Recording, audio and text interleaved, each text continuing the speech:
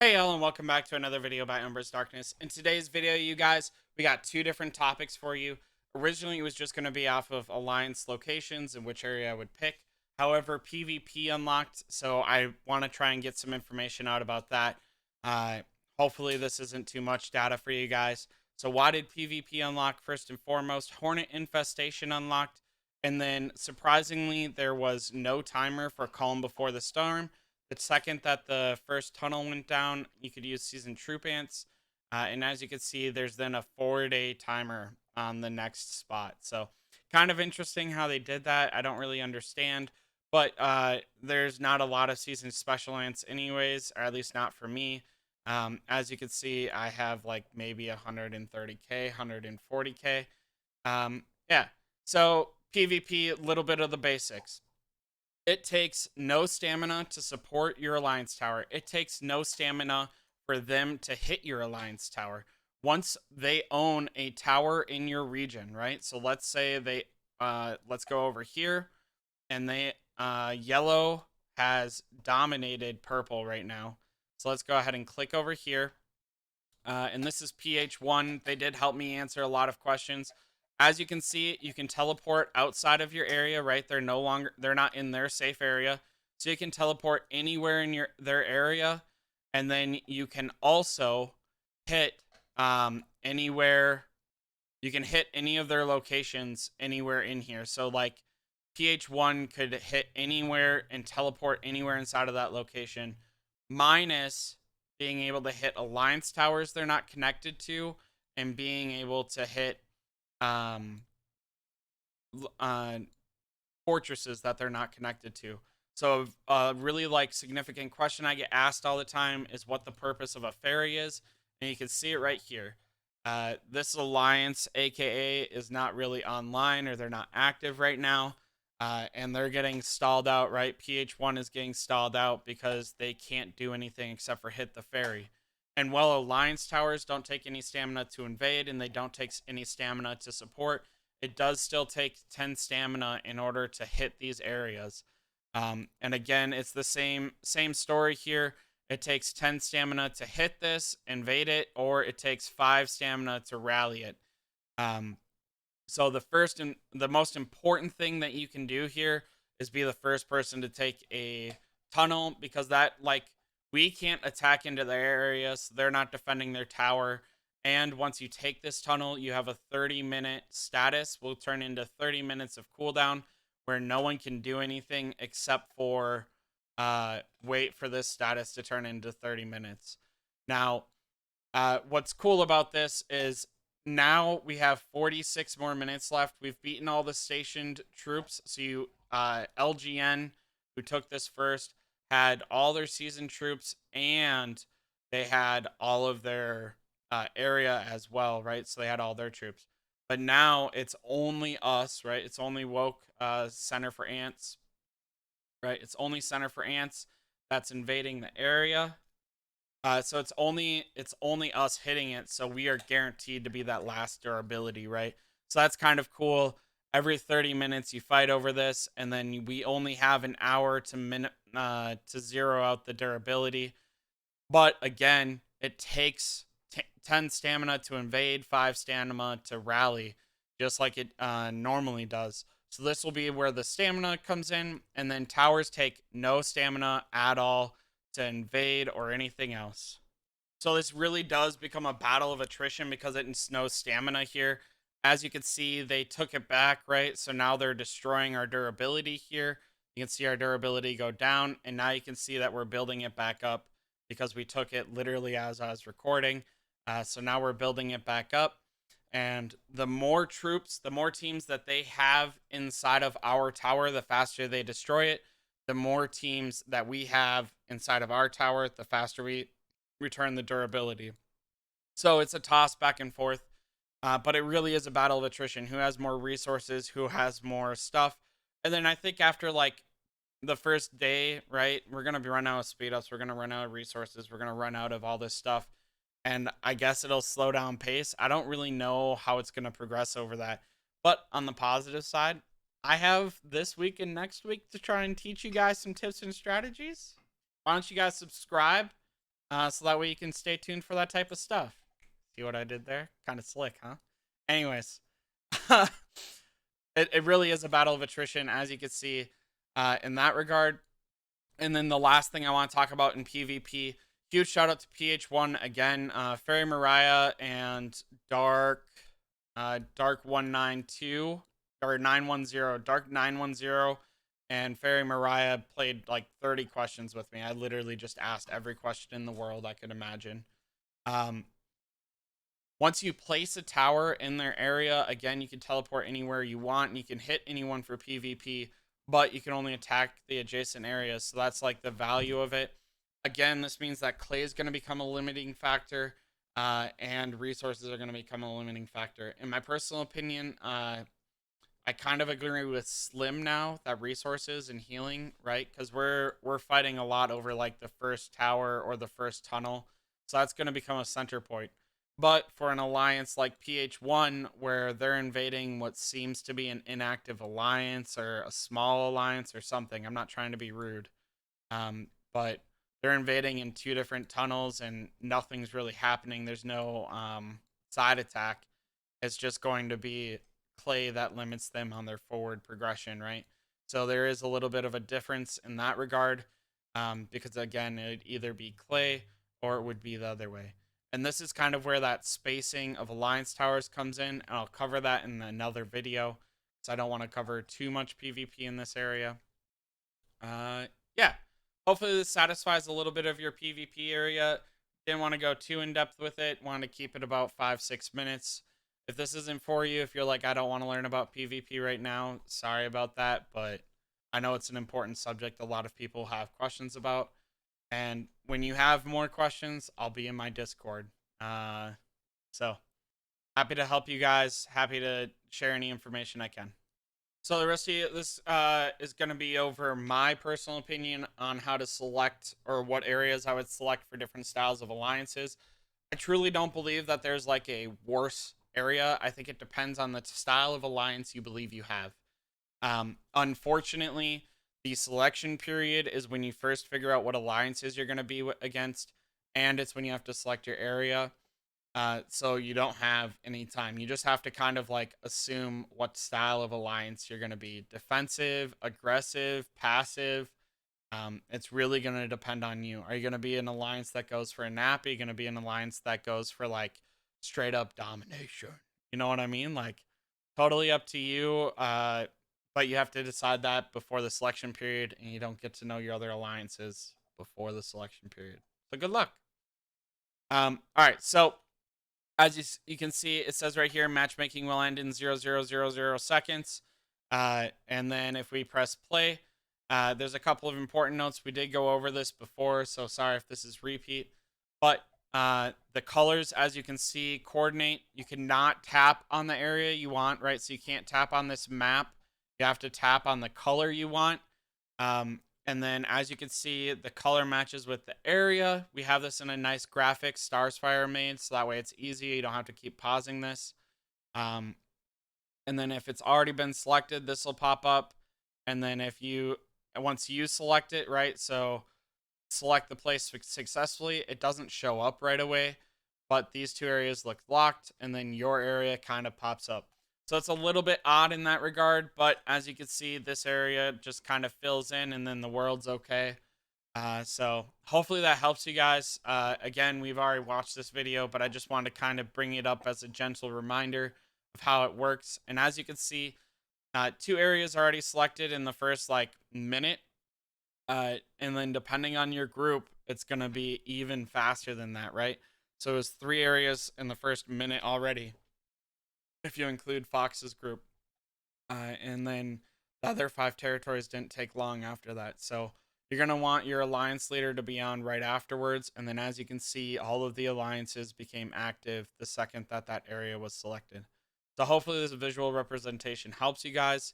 And then real quick, we'll go look at Starfire's graphic. All right, you guys, so this is the graphic Starsfire made. Huge shout out to her. We're going to call this area 51 per her request, and hard to turn down a friend, you know what I'm saying? So this just orders them in the number, right? So in the order that the colors show up, Kind of odd that they start here. Kind of odd that they go counterclockwise, vice clockwise. But whatever. Um, as you see, these are the areas. This is your numbers.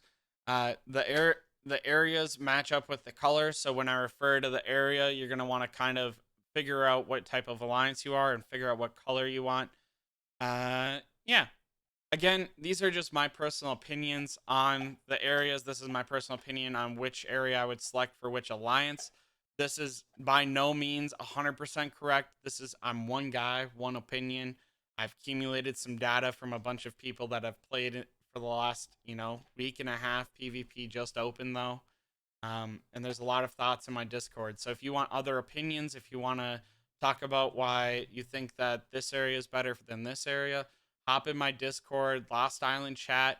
Just share your thoughts, try and help people out. That's what that chat's there for, and that's what the community is there for. We're trying to make sure everyone has the best experience possible.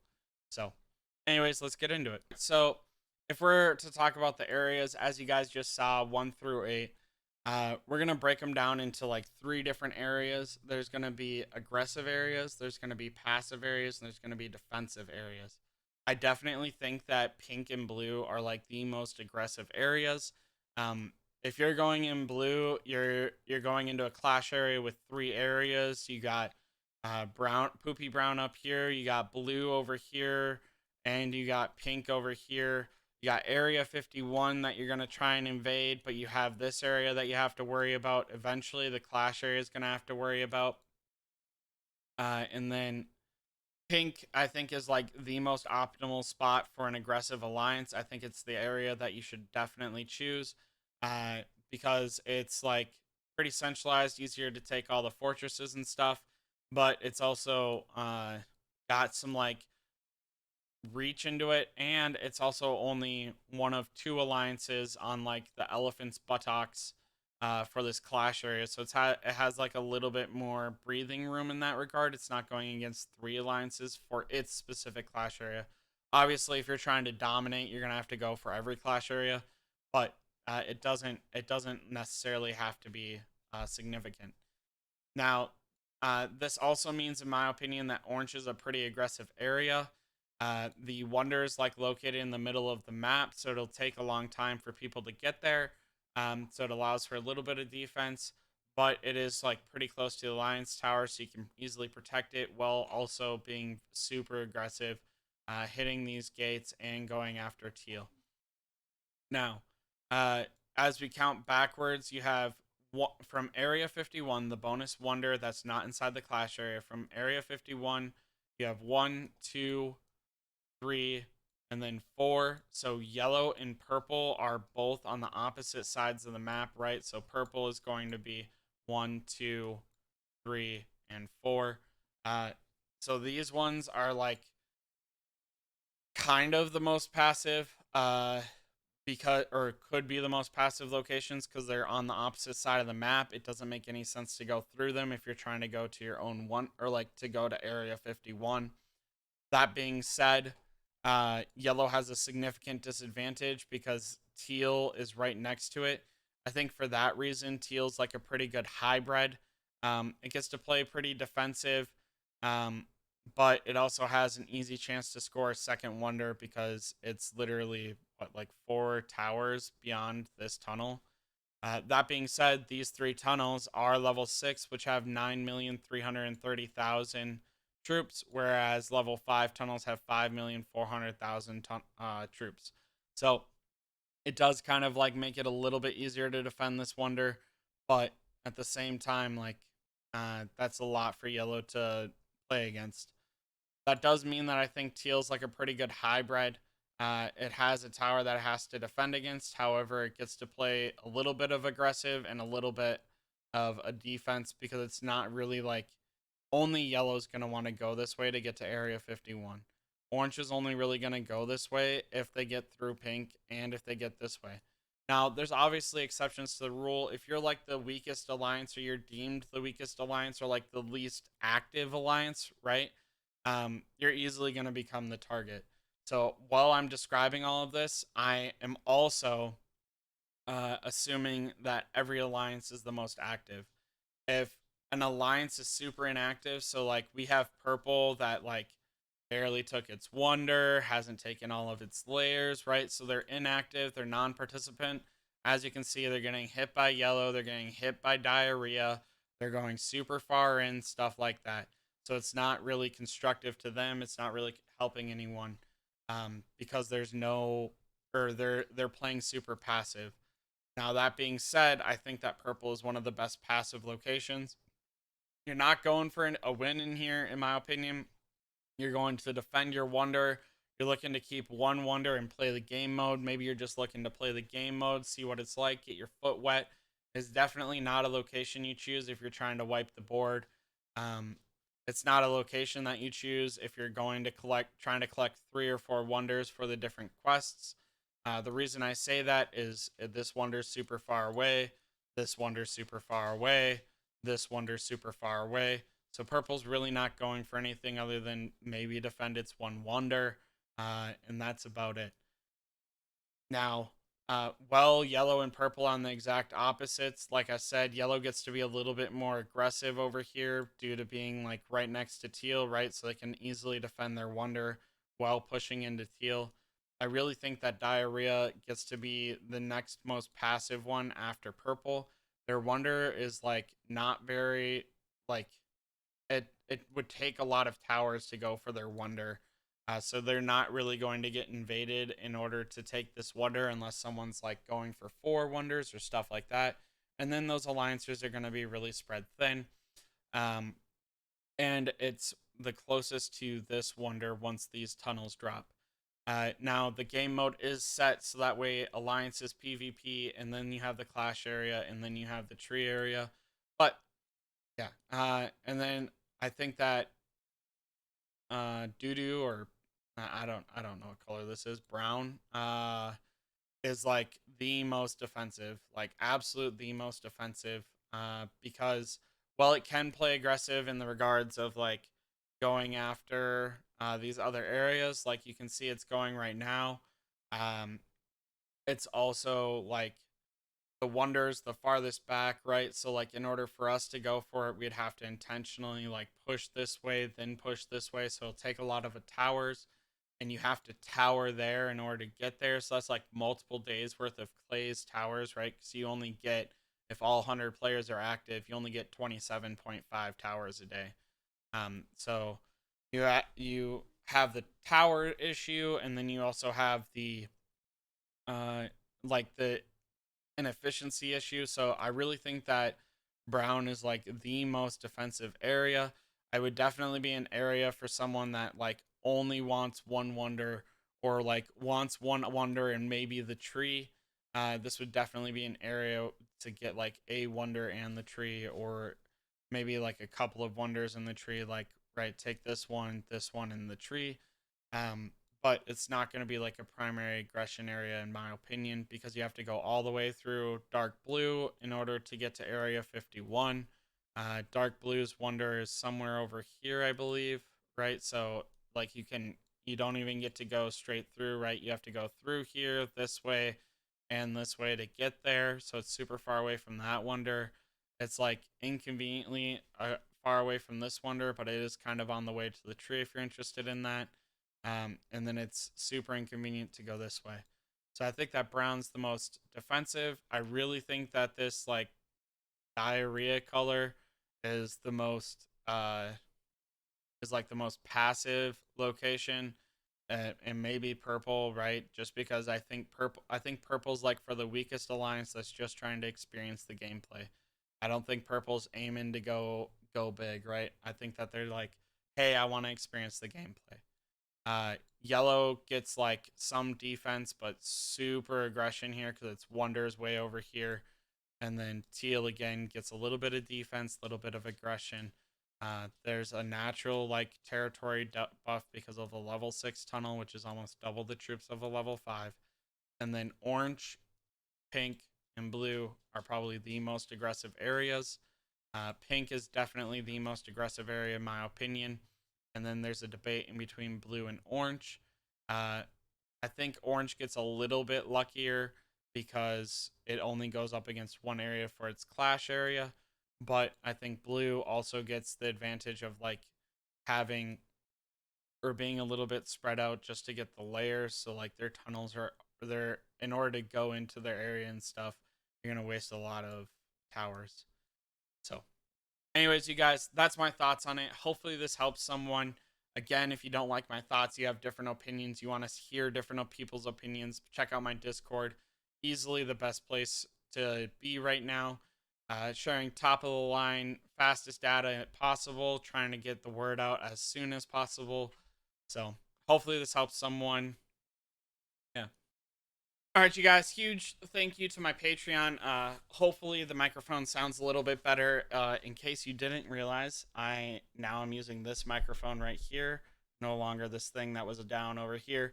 Uh, I I just set it up today, haven't fine tuned all the settings. Gonna be honest, I'm pretty tired, so I just hurried that up. I also know that I need to draw the 4,000 subscriber winner. That being said, I didn't realize PvP was going to unlock, or I didn't think it would unlock as fast as it did. Obviously, I was definitely proven wrong, so this video was already made pretty long.